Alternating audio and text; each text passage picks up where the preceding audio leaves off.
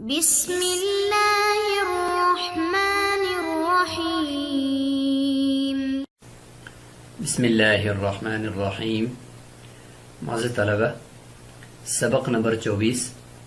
اور باب التیمم چل رہا ہے۔ اس کا ایک سبق مکمل ہوا اور اس سبق میں ہم تیمم کے کچھ متفرق احکام پڑھیں گے، جس میں ہم بات کریں گے تیمم کے لیے نیت کیا حکم رکھتی ہے، تو اس سے متعلق بات ہوگی۔ پھر غیر مسلم کا تیمم کرنا، اس کا حکم کیا ہوگا، تو اس طریقے سے کچھ متفرق احکامات انشاءاللہ آج ہم ڈسکس کریں گے۔ والنیت فرض فی التیمم، اور نیت تیمم کے اندر فرض ہے۔ وقال ظفر رحمہ اللہ، امام ظفر رحمہ اللہ فرماتے ہیں لیس بفرض، نیت فرض نہیں ہے، لأنہ خلف عن الوضوء، اس لیے کہ یہ تیمم وضو کا خلیفہ ہے، اس کے قائم مقام ہے۔ فلا یخالفہ فی وصفہ، بس یہ تیمم وضو کے مخالف نہیں ہو سکتا اس کے وصف میں۔ لہذا جس طریقے سے وضو کے اندر نیت شرط نہیں ہے، ضروری نہیں ہے طہارت کی، تو تیمم کے اندر بھی امام ظفر رحمۃ اللہ علیہ کے نزدیک نیت شرط نہیں ہے۔ ولانا، احناف اس کا جواب دیتے ہیں کہ انہ ینبی عن القصد فلا یتحقق دونہ، کہ تیمم کا لفظ ہی قصد کی خبر دیتا ہے۔ تیمم کے لفظ سے ہی پتہ چلتا ہے کہ قصد اور ارادہ کرنا تیمم کا معنی ہے، بس اس تیمم کا جو معنی ہے قصد، اس کے بغیر وہ تیمم متحقق ہی نہیں ہوگا۔ خود لفظ جس چیز پر دلالت کرتا ہے تو اس کا اعتبار کرنا وہ ضروری ہوگا۔ او جعل طہورا فی حالت مخصوصۃ، یا ایک اور دلیل ہم دیتے ہیں، وہ یہ ہے کہ تیمم وہ طہور شمار کیا گیا ہے، یعنی پاک کرنے والا شمار کیا گیا ہے تیمم کو، فی حالت مخصوصۃ، ایک مخصوص حالت کے اندر، وہ ہے نماز پڑھنے کے لیے، نماز کا ارادہ کرنے کے لیے۔ تو مخصوص حالت میں تیمم کو طہور یعنی مطہر قرار دیا گیا ہے، ورنہ تمام حالتوں میں تو مٹی سے پاکی آپ حاصل نہیں کر سکتے۔ مٹی تو انسان کو مزید پلید اور گندا کرتی ہے، اور مٹی میں انسان لت پت ہوا وہ صاف نہیں کہلاتا۔ صرف نماز کا ارادہ جب آپ کریں گے تو قرآن میں آ گیا ہے کہ فتیمموا صعیدا، تو اس خاص حالت کے اندر مٹی سے آپ نے طہارت حاصل کرنی ہوتی ہے۔ تو لہٰذا جب خاص حالت کے اندر طہارت حاصل کرنی ہوتی ہے اس تیمم سے، تو لہٰذا اسی خاص حالت میں پھر نیت بھی ضروری ہوئی۔ اگر یہ ہر حال میں پاکی کا باعث ہوتی، نماز کے علاوہ بھی پاکی کا باعث ہوتی، تو پھر اس کے لیے نیت کی ضرورت نہیں تھی کہ چلو نیت نہ بھی کریں، تو چونکہ ہر حال میں پاکی اس سے حاصل ہو سکتی ہے تو لہٰذا اس میں بھی ہو جائے گی، جس طریقے سے پانی ہے۔ تو اس لیے جب یہ ایسا ہے کہ خاص حالت کے اندر اس کو پاکی کے لیے پاکی کا سبب بنایا گیا ہے، اس خاص حالت میں نیت بھی پھر ضروری ہوگی۔ والماء طہور بنفسہ، اشکال ہوتا ہے کہ جو وضو جو ہم کرتے ہیں، تو وضو بھی تو ایک خاص حالت کے لیے کرتے ہیں، یعنی نماز کے ارادے کے لیے کرتے ہیں، نماز پڑھنے کے ارادہ ہو تو تب وضو کرتے ہیں، ویسے تو نہیں کرتے۔ تو اس کے اندر بھی پھر نیت شرط ہونی چاہیے۔ تو جواب دے رہے ہیں کہ چونکہ اس میں پانی ہے، اور والماء طہور بنفسہ علی ما مر، جس طریقے سے پیچھے گزر چکا ہے کہ اللہ تعالیٰ نے خود فرمایا کہ ماء طہورا، کہ پانی تو بذات خود مطہر ہے۔ اگر نیت آپ نہ بھی کریں تو اگر کوئی حقیقی نجاست لگی ہوئی ہو تو بغیر نیت کے وہ پانی صلاحیت رکھتا ہے کہ اس نجاست کو دور کر دے۔ اس طریقے سے نجاست حکمی وضو، بے وضو آدمی ہو، غسل جنابت اس پہ ہو، تو وہ بغیر نیت کی بھی اگر وہ اپنے اوپر سے پانی بہا لیں تو ان کا وہ غسل بھی ہو جاتا ہے، ان کا وہ وضو بھی ہو جاتا ہے۔ تو پانی کے اندر چونکہ یہ صلاحیت ہے کہ ہر وقت یہ مطہر ہے، تو لہذا خاص حالت کے اندر بھی وہ مطہر ہوگا بغیر نیت کے، جبکہ مٹی ایسی نہیں ہے۔ اور مٹی کے لیے جو ہے وہ خاص قربت اور ایک خاص عمل جو مقصود ہے، اس کو حاصل کرنے کے لیے یہ مٹی کو پاک کیا گیا ہے ایک خاص وقت میں، اور وہ خاص کیا ہے؟ نماز اور پانی کا نہ ہونا، یہ دو ہیں خاص دو حالتیں، پانی کا نہ ہونا اور پانی کا موجود نہ ہونا اور نماز کا ارادہ، ان دونوں صورتوں میں صرف تیمم کو قرار دیا گیا ہے کہ مٹی کے ذریعے سے آپ تیمم کریں تو آپ پاک ہو جائیں گے، اس کے علاوہ نہیں ہوں گے۔ ثم اذا نوى الطهارة او استباحة الصلاة، پھر نیت کرے تو کس طرح کی کرے؟ تو فرماتے ہیں کہ اگر طہارت اور پاکیزگی کی نیت کر دی یا نماز کے مباح ہونے کی نیت کر دی کہ میں تیمم اس لیے کرتا ہوں کہ نماز پڑھوں گا، اور یا اس لیے کرتا ہوں کہ میں پاک ہو جاؤں گا، اجزاءہ، اس کے لیے یہ بھی کافی ہے، کیونکہ اصل مقصد ہی نماز پڑھنا ہے تو بس وہ حاصل ہو جائے گا۔ ولا یشترط نیت التیمم للحدث او للجنابۃ، یہ ضروری نہیں ہے کہ تیمم کے اندر حدث یعنی جو وضو ٹوٹا ہے حدث اصغر اس سے پاکی حاصل کر رہا ہوں، یعنی یا اول الجنابت، یا میں غسل جنابت کے اندر جنابت سے پاکی حاصل کر رہا ہوں، یعنی اس طرح کی نیتیں کرنا، حدث اصغر کی یا حدث اکبر کی نیت کرنا یہ ضروری نہیں ہے، بس صرف نفس پاکی کی اور نفس صلاۃ کی کہ میں نماز پڑھنے کے لیے یہ تیمم کر رہا ہوں، اس کے ساتھ ضمن میں ظاہر ہے کہ وہ حدث بھی خود بخود زائل ہو جائے گا، غسل جنابت بھی یہ تیمم قائم مقام ہو جائے گا اگر نیت نہ بھی کرے۔ وہ صحیح من المذہب، یہی احناف کا صحیح مذہب ہے۔ اس میں جو ہوا صحیح من المذہب کہا ہے تو اس میں احتراز کیا ہے امام ابو بکر رازی رحمۃ اللہ علیہ کے قول سے، کہ وہ فرماتے ہیں کہ نہیں، حدث سے تیمم، حدث کا تیمم اور جنابت کا تیمم، ان کی چونکہ ان دونوں سے تیمم کیا جاتا ہے تو ان دونوں کی نیت بھی کرنا ضروری ہے، یعنی اس طریقے سے نیت کرے کہ میں یہ تیمم کر رہا ہوں کہ یہ جو میں ناپاکی ہے اس ناپاکی سے دور ہونے کا میں نیت کر رہا ہوں، تو اس طرح کی نیت کا وہ تعین کرنا ضروری ہے۔ جبکہ احناف فرماتے ہیں کہ صرف نفس پاکی اور نفس صلاۃ کے لیے جب وہ تیمم کی نیت کر لے گا، پاکی کی نیت کر لے گا تو اسی سے بھی تیمم ہو جائے گا۔ فَإِن تَيَمَّمَ نَصْرَانِيٌّ يُرِيدُ بِهِ الْإِسْلَامَ ثُمَّ أَسْلَمَ لَمْ يَكُنْ مُتَيَمِّمًا عِنْدَ أَبِي حَنِيفَةَ وَمُحَمَّدٍ رَحِمَهُمُ اللَّهُ وَقَالَ أَبُو يُوسُفَ رَحِمَهُ اللَّهُ هُوَ مُتَيَمِّمٌ، اگر یہ فا تفریعیہ ہے، تفریع ہو رہی ہے اس مسئلے کے اوپر کہ جو اوپر جواب دیا گیا تھا امام ظفر رحمۃ اللہ علیہ کو کہ تیمم اس کو مطہر قرار دیا گیا ہے ایک خاص حالت میں، وہ کیا ہے کہ ایک قربت مقصودہ کے لیے تیمم کرنا اور اپنے آپ کو پاک کرنا، اس حالت کے لیے تیمم کو مٹی سے تیمم کرنے کی صورت میں پاکی حاصل کرنے کا حکم دیا گیا ہے، تو اس کے علاوہ میں نہیں ہے، تو لہٰذا اسی کے اوپر تفریح ہو رہی ہے کہ پس اگر تیمم کیا ایک غیر مسلم نے، عیسائی نے، اور اس کے بعد وہ اسلام یعنی اس حال میں وہ تیمم کر رہا ہے کہ وہ اسلام لانا چاہتا ہے، ابھی اسلام لائے نہیں ہے، تیمم اس سے پہلے کیا ہے، پھر وہ اسلام لے آیا، تو فرماتے ہیں کہ یہ اس کا تیمم باقی نہیں ہے طرفین کے نزدیک، جو اس نے اسلام لانے سے پہلے تیمم کیا ہے اس کا یہ تیمم باقی نہیں ہے۔ امام ابو یوسف رحمۃ اللہ علیہ فرماتے ہیں کہ اس کا یہ تیمم باقی ہے، تو یہ طرفین کا اور امام ابو یوسف رحمۃ اللہ علیہ کا اس میں اختلاف ہے۔ امام ابو یوسف رحمۃ اللہ فرماتے ہیں کہ لأنه نوى قربة مقصودة، آپ کا قاعدہ یہ تھا کہ انسان اگر قربت مقصودہ کو حاصل کرنے کے لیے کسی خاص حالت میں تیمم کرے تو وہ تیمم برقرار رہنا چاہیے اور وہ تیمم اس کا ٹھیک ہے، تو یہاں پر بھی اسلام ایک قربت مقصودہ ہے، اس کو حاصل کرنے کے لیے اگر کسی عیسائی نے تیمم کر لیا تو یہ تو بہت بڑی قربت مقصودہ ہے، تو اس کے لیے تو یہ تیمم پھر اس کا باقی رہنا چاہیے، اس کا تیمم ختم نہیں ہونا چاہیے، اس کے تیمم کو معتبر سمجھنا چاہیے۔ بخلاف تیمم لدخول المسجد و مس المصحف، بخلاف مسجد میں داخل ہونے کے لیے تیمم کرنا اور قرآن مجید کو چھونے کے لیے تیمم کرنا، کیونکہ لأنه لیس بقربت مقصودۃ، اس لیے کہ یہ قربت مقصودہ نہیں ہے مسجد میں داخل ہونا، اور چونکہ قربت مقصودہ یعنی جس کو جو اس کے کوئی قائم مقام نہ ہو، جیسے کہ نماز ہے تو قربت مقصودہ ہے، ٹھیک ہے، تو اس کے لیے کوئی تیمم کرے تو چلو وہ معتبر ہوتا ہے، تو یا اسلام لانے کے لیے امام ابو یوسف کے نزدیک کوئی تیمم کر دے تو وہ معتبر ہوتا ہے۔ مسجد میں داخل ہونا اور وہ قرآن مجید کا چھونا یہ ایسی عبادات ہیں کہ یہ مقصود قربت مقصودہ نہیں ہے۔ قربت مقصودہ اور غیر مقصودہ کی درمیان فرق یہ بھی ہے کہ قربت مقصودہ وہ ہوتا ہے کہ جو کسی چیز کے ضمن میں نہ ہو، خود مقصود ہو بذات خود، اور قربت غیر مقصودہ وہ ہوتا ہے جو کسی چیز کے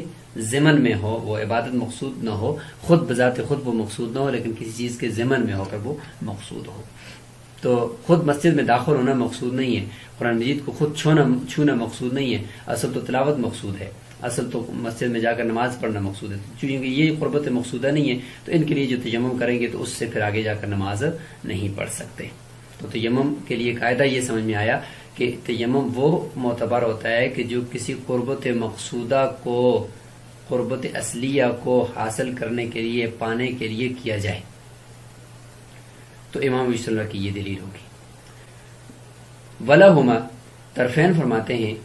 کہ ان التراب ما جعل طهورا الا في حال ارادة قربت مقصودة لا تصح بدون طہارہ، کہ یہ جو مٹی ہے اس کو مطہر قرار دیا گیا ہے صرف اور صرف قربت مقصودہ کے ارادے کی حالت میں، قربت مقصودہ کو پانے کی ارادے کی حالت میں، ایسی قربت مقصودہ کہ جو طہارت کے بغیر حاصل نہیں ہو سکتی، ایسی قربت مقصودہ کو پانے کے لیے مٹی کو مطہر قرار دیا گیا ہے، جیسے کہ نماز ہے۔ ٹھیک ہے، تو جہاں تک اسلام کی بات ہے تو والاسلام قربت مقصودۃ، اسلام ایسی قربت مقصود ہے تصح بدونہا، جو بغیر طہارت کے بھی حاصل ہو جاتی ہے۔ اگر کسی انسان کا وضو نہ ہو تو اسلام قبول کر سکتا ہے وہ، لہذا ٹھیک ہے وہ قربت مقصودہ تو ہے، لیکن ایسی قربت مقصودہ کہ لا تصح بدون طہارہ، جو طہارت کے بغیر حاصل نہ ہو سکتی ہو، درست نہ ہوتی ہو، وہ والی قربت مقصودہ کے لیے مٹی کو مطہر قرار دیا گیا ہے۔ لہذا اسلام تو قربت مقصودہ ہے لیکن یہ تو بغیر طہارت کے بھی درست ہو جاتا ہے۔ تو اس سے پتہ چلا کہ اگر کوئی آدمی غیر مسلم تھا تو اس نے اگر اسلام قبول کرنے سے پہلے تیمم کیا تو ایک تو یہ بات ہے کہ یہ قربت مقصودہ کے لیے، ایسی قربت مقصودہ جی کو بغیر وضو کے، بغیر طہارت کے نہ ہو سکتی ہو، ایسی کے لیے نہیں کر رہا وہ تیمم، وہ تو اسلام کے لیے کر رہا جو بغیر طہارت کے بھی درست ہے، لہذا بعد میں اس کا تیمم معتبر نہیں ہوگا۔ اور دوسری اہم بات اس میں یہ ہے کہ چونکہ وہ کافر ہے اور کافر کے لیے نیت کا کوئی اعتبار ہی نہیں ہے، وہ نیت کا اہل ہی نہیں ہے، نیت تو ثواب کے لیے ہوتی ہے جبکہ وہ تو ثواب کا اہل ہی نہیں ہے، تو اس صورت کے اندر اگر کافر نیت کرتا بھی ہے تو اس کا تیمم معتبر نہیں، اور تیمم کے اندر نیت شرط بھی ہے، ابھی ہم نے پڑھ لیا۔ تو یہ ایک بنیادی پوائنٹ ہے اس میں، تو اس لیے فرماتے ہیں طرفین کہ اس کا تیمم بعد میں معتبر نہیں ہوگا۔ تو راجح قول بھی طرفین کا ہے، بخلاف سجدہ تلاوتی، بخلاف سجدہ تلاوت کے، لأنها قربت مقصودۃ لا تصح بدون طہارہ، اس لیے کہ یہ ایسی قربت ہے کہ جو طہارت کے بغیر صحیح نہیں ہوتی، تو اس کے لیے اگر کوئی بندہ تیمم کرتا ہے تو وہ تیمم اس کا معتبر ہوگا، اس سے پھر وہ دوسری نمازیں وغیرہ بھی پڑھ سکتا ہے۔ لیکن اسلام کے لیے اگر کسی نے اسلام لانے کے لیے غیر مسلم ہونے کی حالت میں تیمم کیا تو اس سے بعد میں پھر وہ نمازیں نہیں پڑھ سکتا۔ تو یہ بات یہاں پر واضح ہوگی طرفین اور امام ابو یوسف اللہ کا قول، اور حقیقت میں یہ تفریح تھی اسی مسئلے کے اوپر کہ تیمم ایسی قربت مقصودہ کو حاصل کرنے کے ارادے سے، ارادہ کرنے کی حالت میں تیمم کو مطہر قرار دیا گیا ہے کہ جو قربت بغیر طہارت کے وہ حاصل نہیں ہو سکتی یا درست نہیں ہو سکتی، جیسے کہ نماز ہے۔ تو اس لیے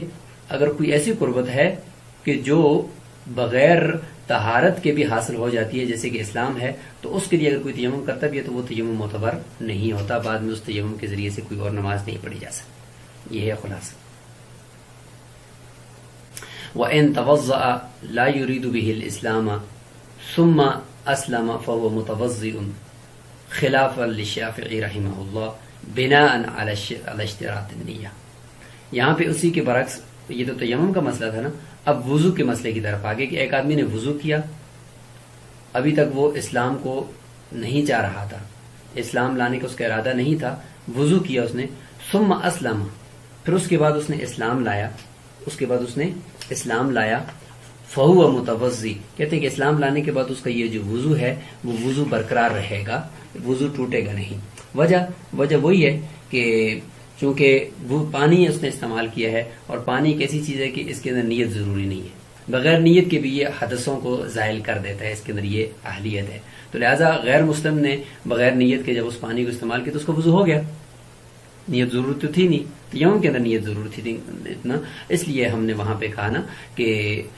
اس کی نیت کا اعتبار نہیں ہے، لہٰذا اس کا تیمم بھی معتبر نہیں ہے، جبکہ یہاں پر تو نیت کی ضرورت ہی نہیں ہے، تو لہٰذا اگر اس نے غیر مسلم ہونے کی حالت کے اندر اگر وضو کیا، بعد میں اگر وہ اسلام لے آیا تو وہ وضو میں ہی رہے گا۔ البتہ امام شافعی رحمۃ اللہ علیہ کے نزدیک نیت شرط ہے بناء علی اشتراط النیہ، اس لیے وہ فرماتے ہیں کہ غیر مسلم نے اگر وضو کیا تو اس کا وضو معتبر بعد میں نہیں ہوگا، اس سے وہ نماز نہیں پڑھ سکتا، کیونکہ ان کے نزدیک وضو کے اندر نیت شرط ہے۔ فَإِن تَيَمَّمَ مُسْلِمٌ ثُمَّ ارْتَدَّ ثُمَّ أَسْلَمَ فَهُوَ عَلَىٰ تَيَمُّمِهِ، ایک مسلمان نے تیمم کیا مسلمان ہونے کی حالت کے اندر، نیت بھی اس وقت اس کی ٹھیک گزری، تیمم بھی اس کا بہتر ہو گیا کیونکہ مسلمان تھا، پھر مرتد ہو گیا بیچ میں، پھر مسلمان ہو گیا، تو کیا اس کا وہ تیمم پہلے والا باقی ہے؟ تو حناف فرماتے ہیں کہ فَهُوَ عَلَىٰ تَيَمُّمِهِ، اس کا وہ تیمم باقی ہے۔ وقال ظفر رحمہ اللہ، امام ظفر رحمہ اللہ فرماتے ہیں بطل تیممہ، اس کا یہ تیمم باطل ہو چکا ہے۔ وجہ کہ لأن الکفر ینافیہ، اس لیے کہ کفر تو اس تیمم کے منافی ہے، کیونکہ کافر کے لیے تو تیمم نہیں ہوتا نا۔ فیستوی فیہ الابتداء والبقاء، لہذا ابتداء اور بقاء دونوں برابر ہو گئی۔ جس طریقے سے ابتداء کافر تیمم نہیں کر سکتا تو کافر ہونے کی حالت میں اس کا تیمم باقی بھی نہیں رہ سکتا، لہذا اگرچہ مسلمان ہونے کی حالت میں تیمم کیا لیکن آپ کافر ہو گئے تو کافر ہونے کی حالت میں اس کا تیمم باقی بھی نہیں رہے گا، لہذا ابتداء اور بقاء دونوں برابر ہو جائیں گی۔ جیسے کہ کل محرمیت فی النکاح، جیسے کہ محرمیت نکاح کے اندر کے میاں بیوی بن گئے لیکن پتہ نہیں چلا کہ شروع سے ہی وہ آپس میں محرم تھے، دودھ شریک بہن بھائی تھے، تو لہذا نکاح کے اندر وہ نکاح ٹوٹ جائے گا۔ جس طریقے سے ابتداء سے دونوں اگر محرم ہوں، ایک دوسرے کے لیے حلال نہ ہوں تو نکاح درست نہیں ہوتا، تو اسی طریقے سے اگر شروع میں تو نہیں تھے، نکاح کے بعد آپس میں کوئی مسئلہ ہو گیا جس کی وجہ سے ان کا نکاح آپس میں ٹوٹ گیا تو وہ بھی محرمیت ثابت ہوگی یا تو اس صورت میں بھی نکاح ٹوٹ جائے گا۔ جس طریقے سے ابتداً دونوں محرم کا آپس میں نکاح درست نہیں ہوتا، اس طریقے سے امتحان بھی درست نہیں ہوتا۔ جیسے کہ امتحان کی مثال یہ ہے کہ دو چھوٹے چھوٹے بچوں کی شادی آپس میں کروا دی گئی اور ابھی تک وہ 2 سال کے اندر کی مدت کے تھے، تو ایک عورت نے ان کو دودھ پلا دیا، تو دودھ پلانے کی وجہ سے وہ دونوں محرم ہو گئے، ایک دوسرے کے بہن بھائی بن گئے، تو نکاح ٹوٹ جائے گا۔ جس طریقے سے محرمیت ابتدا سے ہی نکاح کو منع کرتی ہے، اس طریقے سے محرمیت بعد میں بھی اگر ثابت ہو جائے تو نکاح کو دور کر دی۔ اسی طریقے سے اگر میاں بیوی بڑے ہیں لیکن بیوی نے اپنے خامد کا جو پہلی شادی سے جو بیٹا ہے اس کو اپنے اوپر قدرت دے دی تو اس صورت میں بھی نکاح ٹوٹ جائے گا، تو محرمیت ثابت ہو جائے گی، لہذا اس صورت میں بھی نکاح ٹوٹ جائے گا۔ تو جس طریقے سے یہاں پر محرمیت ابتداءً بھی نکاح سے مانے ہے اور امتحان بھی نکاح سے مانے ہے، تو یہاں پر بھی اسی طریقے سے امام ظفر رحمۃ اللہ علیہ فرماتے ہیں کہ تیمم کے لیے جو کفر ہے وہ ابتداءً بھی تیمم کے لیے مانے ہے، لہذا امتحان بقاءً بھی وہ تیمم کو توڑ دے گا اور باطل کر دے گا۔ احناف اس کا یہ جواب دیتے ہیں کہ ان الباقی بعد التیمم صفت کونہ طاہرہ، کہ تیمم کرنے کے بعد جو چیز باقی ہے وہ تو اس کا پاک ہونا ہے، خود تیمم تو باقی نہیں ہے نا۔ ہاں اگر خود تیمم باقی ہوتا تو پھر کافر ہونے کے بعد وہ تیمم ساقط ہو جاتا، باطل ہو جاتا، جبکہ جو چیز موجود ہے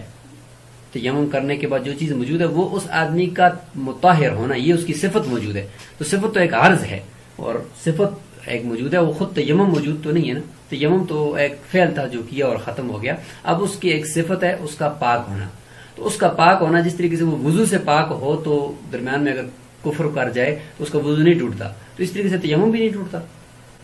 فاعتراض الکفر علیہ لا ینافی، پس کفر کا اس کے اوپر پیش آ جانا اس پاک ہونے کی حالت میں لا ینافی، اس کی کوئی منافی نہیں ہے۔ کما لو اعتراض علی الوضو، جس طریقے سے کفر وضو کے اوپر پیش آ جائے کہ بندہ وضو میں تھا کفر اس نے کر لیا تو وضو نہیں ٹوٹتا۔ وانما لا یصح من الکافر ابتداء، ہاں یہ بات ٹھیک ہے کہ ابتداء کافر سے یہ تیمم کرنا یہ درست نہیں ہے، کیوں؟ لعدم النیت منہ، کہ اس کی طرف سے نیت تو ہوتی نہیں ہے، تو لہٰذا جب نیت نہیں ہوتی تو ہم یہ کہیں گے کہ یہ تیمم کا بھی اہل نہیں ہے۔ وَيَنْقُضُ التَّيَمُّمَ كُلُّ شَيْءٍ يَنْقُضُ الْوُضُوءَ،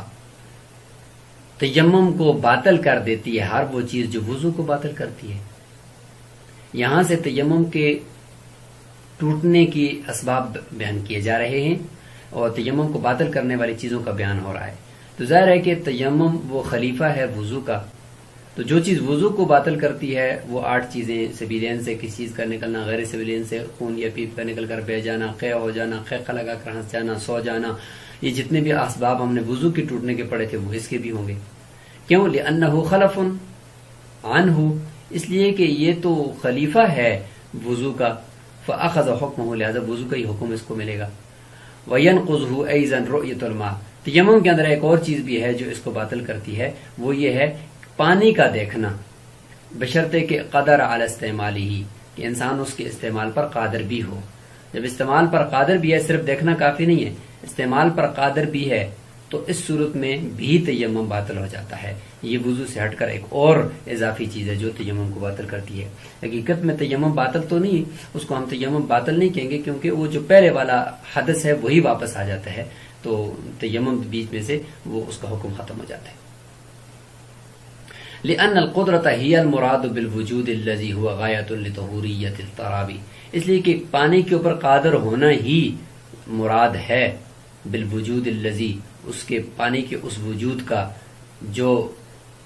مٹی کے مطہر ہونے کی صفت کی انتہا ہے. مٹی کے مطہر ہونے کی صفت کی انتہا کب ہے؟ جب پانی موجود ہو یا پانی کو انسان پالے اور وہ ایسا پائے کہ اس کے اوپر اس کو قدرت بھی حاصل ہو. گاڑی کے اندر جا رہا تھا تو نیچے دریا کے اوپر سے گزر گیا تو قادر نہیں ہے، پانی دیکھ تو لیا لیکن قادر نہیں ہے. یا کسی دوست کے پاس ہے لیکن وہ دوست اس کو دے نہیں رہا تو قادر نہیں ہے. یا یہ کہ پانی کو مفت میں نہیں مل رہا، قیمتاً مل رہا ہے اور اس کے پاس رقم نہیں ہے تو پھر بھی یہ قادر نہیں ہے. ٹھیک ہے، تو ایسی قدرت مراد ہے جس میں اس کے استعمال پر وہ قادر بھی ہو. تو یہی قدرت مراد ہے جو حدیث میں کہا ہے کہ حدیث میں پیچھے جو ہم نے حدیث میں پڑھا نا وہ یہ ہے، یہ جو روایت ہے کہ التراب طہور المسلم، مسلمانوں کے لیے پاکی ہے، مطہر ہے مٹی، ولو الی 10 حجج، چاہے 10 سال تک کیوں نہ ہو، ما لم یجد الماء، جب تک کہ وہ پانی کو نہ پائے. تو کہتے ہیں کہ یہ جو وجود ماء ہے، یہ وجود ماء سے مراد وہ وجود ماء ہے کہ جس میں اس کو قدرت بھی ہو. تو وجود ماء جو تیمم کے طہوریت کی جو صفت ہے اس کی انتہا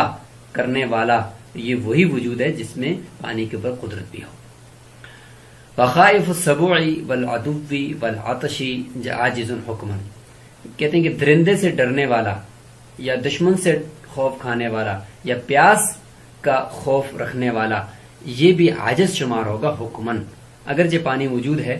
لیکن قریب میں سامنے پانی کے چشمے کے پاس درندہ ہے، اس کو ڈر لگ رہا ہے، یا دشمن ہے اس کا، پانی کی طرف جائے گا تو اس کو قتل کر دیا جائے گا، یا پیاس اتنی لگی ہوئی ہے کہ اگر پانی کے ساتھ وضو کرے گا تو جان چلی جائے گی. تو اس صورت میں چونکہ عاجز ہے یہ، لہذا حکماً ہم یہ سمجھیں گے کہ اس کے پاس بھی پانی نہیں ہے تو یہ تیمم کر سکتا ہے. والنائم، اور اسی طریقے سے سویا ہوا آدمی بھی عند ابی حنیفہ رحمۃ اللہ قادر تقدیرا، امام ابو حنیفہ رحمۃ اللہ کے نزدیک ایک آدمی سویا ہوا تھا اور پانی کے پاس سے، یعنی وہ اونگ کی حالت میں بالکل سویا تھا تو پھر تو تیمم بھی اس کا ٹوٹ جائے گا. ایک اونگ سی تھی اس کی، ٹیک لگانے بغیر وہ ایسے لیٹا ہوا تھا کہ اس دوران سواری سے وہ پانی کے پاس سے گزر گیا اور یہ پانی پر قادر ہو سکتا تھا اگر یہ جاگ جاتا. تو کہتے ہیں کہ اس صورت میں تقدیراً ہم یہ سمجھیں گے کہ یہ پانی پر قادر ہی تھا، لہذا اس کا تیمم باطل ہو جائے گا. حتی لو مر النائم المتیمم علی الماء، لہذا اگر تیمم کیا ہوا آدمی سویا ہونے کی حالت میں یعنی اونگ کی حالت میں وہ پانی پر سے گزرا، بطل تیممہ عندہ، امام صاحب کے نزدیک اس کا تیمم باطل ہو جائے گا. لیکن اس میں راجح قول یہ ہے، تفصیل یہ ہے کہ اگر اس کو پتہ ہی نہیں ہے کہ قریب میں پانی تھا اور اس پانی سے وہ گزر گیا، تو یہ بالکل سویا ہوا تھا اور پانی پر سے گزر گیا، تو اس صورت میں پھر ظاہر ہے کہ سونے کی حالت میں تو ویسے بھی اس کا تیمم باطل ہو جائے گا، لیکن اس پانی کی وجہ سے اس کا تیمم باطل نہیں ہو کیونکہ اس کو پتہ ہی نہیں ہے. تو اس کو ہم یہ سمجھیں کہ یہ اس پانی پر قادر نہیں ہے. بہرحال جہاں پر یہ دشمن ہے تو اس میں ایک روایت یہ بھی ہے کہ اگر دشمن کا خوف ہو، پیاس کا خوف ہو، تو اس صورت میں اگر پانی کے اوپر عارضی طور پر قدرت نہیں ہے یا قید کے اندر ہے وہاں پہ پانی نہیں ہے، تو وہاں پر حکم یہ ہے کہ تیمم کر کے نماز پڑھ لے، بعد میں اس نماز کو دہرا لے، کیونکہ یہاں پہ قدرت تو نفس قدرت تو موجود تھی، کوئی اپنا عذر تو نہیں تھا، لیکن آگے عذر غیر کی وجہ سے آ گیا، خارج کی وجہ سے آ گیا، اس لیے حکم یہ ہے کہ اس صورت میں فی الحال تیمم کر کے نماز پڑھ لے، بعد میں اس نماز کو دوبارہ وضو کر کے لوٹا لے جب اس کے اوپر سے یہ پابندی ہٹ جائے۔ والمراد ما یکفی للوضو، کہتے ہیں کہ یہ جو ہم کہتے ہیں نا کہ پانی پر قادر ہو، پانی پر قادر نہ ہو، کہتے ہیں کہ یہ پانی پر قادر ہونے کا مطلب اتنا پانی ہے کہ یکفی للوضو، جو وضو کے لیے کافی بھی ہو، لأنه لا معتبر بما دونه ابتداء، اس لیے کہ اس سے کم پانی تو ابتداء ہی بھی معتبر نہیں ہوتا، فقضا امتحان، جیسے کہ وہ امتحان معتبر ہو، پس وہ امتحان بھی معتبر نہیں ہوگا، شروع سے معتبر نہیں ہوتا، اس صورت میں تیمم کر سکتے ہیں، لہذا تیمم کی حالت میں اگر مل جائے گا بعد میں امتحان تو اس صورت میں بھی تیمم باطل نہیں ہوگا، کیونکہ پانی اتنا نہیں ہے۔ ولا يتيمم الا بصعيد طاهر، آخر اسی سبق کے آخری عنوان کو ہم پڑھیں گے آج، اور اس کے بعد انشاءاللہ آگے ایک اور سبق بھی ہوگا تیمم سے متعلق۔ اس میں جو آخری پیراگراف ہے اس کو ہم دیکھ لیتے ہیں کہ کہتے ہیں کہ مٹی، پاک مٹی سے تیمم کرے گا، پہلے بھی ذکر ہو چکا ہے کہ مٹی پاک ہونی چاہیے، طاہر ہونی چاہیے، لأن طیب ارید به الطاہر فی النص، نص کے اندر جو صعیدا طیبا کہا گیا اس سے طاہر مراد ہے، ولأنه آلۃ تطہیر، اور عقلی دلیل بھی یہ ہے کہ یہ آلہ تطہیر ہے، مٹی جو ہے آلہ تطہیر ہے، یعنی پاکی کا آلہ ہے، فلا بد من طہارته فی نفسه، لہذا فی نفسه بذات خود اس مٹی کو بھی پاک ہونا چاہیے، کیونکہ آلہ تطہیر، آلہ پہلے پاک ہوگا تو دوسرے کو پاک کرے گا نا، کل ماء جیسے پانی خود پاک ہوگا تو دوسرے کو پاک کرے گا۔ وَيُسْتَحَبُّ لِعَادِمِ الْمَاءِ وَهُوَ يَرْجُوهُ أَن يُؤَخِّرَ الصَّلَاةَ إِلَى آخِرِ الْوَقْتِ، کہتے ہیں کہ پانی جس کو نہیں ملا، عادم الماء، پانی جس کے نزدیک معدوم ہے، اس کے لیے مستحب ہے اس حال میں کہ وہ امید بھی رکھتا ہو، یعنی پانی کی امید بھی وہ رکھتا ہو کہ عنقریب مجھے پانی مل جائے گا، اس کے لیے مستحب ہے کہ وہ نماز کو آخری وقت تک مؤخر کر دے، آخری وقت تک اس نماز کو مؤخر کر دے کہ جب ملے گی تو ملے گا پانی تو میں وضو کر کے پڑھ لوں گا۔ فإن وجد الماء توضأ وإلا تيمم وصلى، بس اگر اس کو پانی مل گیا تو وضو کر لے، ورنہ پھر تیمم کر کے نماز آخری وقت میں پڑھ لے۔ لیقع الاداء باکمل طہارتین، کہتے ہیں کہ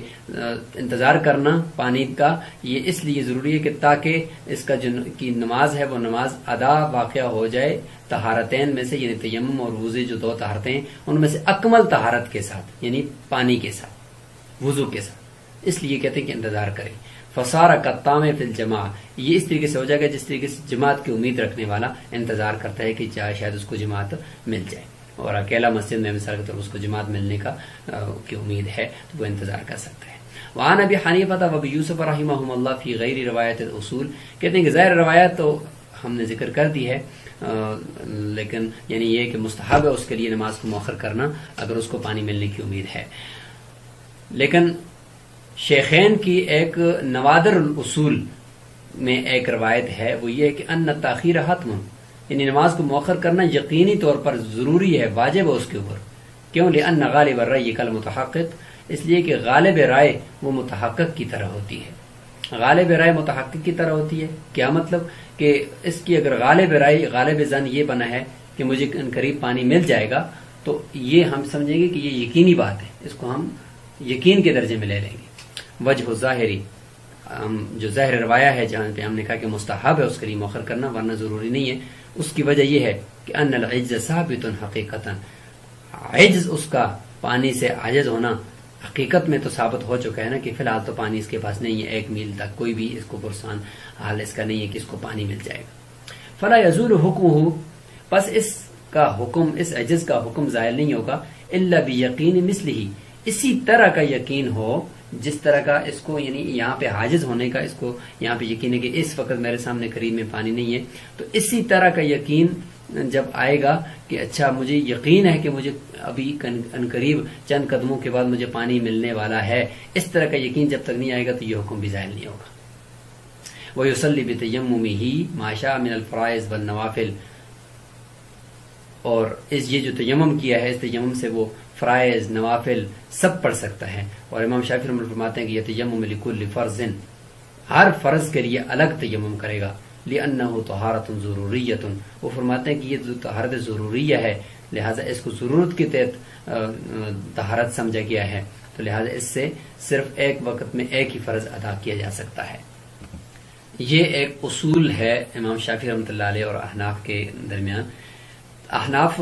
تیمم کو طہارت مطلقہ بالکل وضو کی طرح کی طہارت سمجھتے ہیں، کیونکہ اس کے قائم مقام ہے، تو جس طرح وضو طہارت مطلقہ ہے تو تیمم بھی طہارت مطلقہ ہے۔ تو جس طریقے سے ایک وضو کیا تو اس سے ایک فرض پڑھا، اس کے ساتھ نوافل پڑھے، پھر دوسرے فرض کے لیے بھی اسی تیمم کے ذریعے سے فرض بھی پڑھ سکتے ہیں، چونکہ طہارت مطلقہ ہے۔ امام شافعی رحمۃ اللہ فرماتے ہیں کہ یہ طہارت ضروری ہے، ضرورت کے تحت اس کو کیا گیا ہے، تو لہٰذا ایک فرض پڑھ لیا، اس کے تابع بنا کر جتنے نوافل پڑھیں وہ تو پڑھ سکتے ہیں، لیکن جب دوسری نماز کا ٹائم داخل ہو گیا تو یہ پہلا تیمم باطل ہو جائے گا، کیونکہ اب ضرورت نہیں رہی، کیونکہ یہ طہارت ضروریہ تھی، تو اس سے ایک فرض سے وہ ضرورت پوری ہوگی، دوسرے فرض کے لیے پھر الگ سے تیمم کرنا پڑے گا، یہ تیمم باطل ہو جائے گا، اس کو وہ طہارت ضروریہ سمجھتے ہیں۔ ورنہ حناف فرماتے ہیں کہ انہ طہور حال عدم الماء، اس کو پانی کی غیر موجودگی کی حالت میں اس کو مطہر قرار دیا گیا تیمم کو، پانی کی غیر موجودگی میں، تو فیعمل عملہ ما بقی شرطہ، پس یہ اپنا وہی عمل کرے گا، مطہر ہونے کی صفت والا عمل وہ کرے گا جب تک اس کی یہ شرط باقی ہے کہ جب تک پانی معدوم ہے تو اس حالت میں یہ طہور ہی رہے گا، جب طہور ہے تو طہارت مطلقہ ہی رہے گی جب تک کہ پانی نہیں آیا۔ تو یہاں تک اس سبق کو ہم نے مکمل کر دیا الحمدللہ۔ آگے آخری سبق تقریباً ہوگا جس میں انشاءاللہ تیمم کا باب مکمل ہو جائے گا۔ آج کے سبق کے اندر ہم نے تیمم کے نیت سے متعلق بات کی اور غیر مسلم کے تیمم سے متعلق بات کی الحمدللہ، اور اس کے بعد آخر میں ہم نے یہ بات کی کہ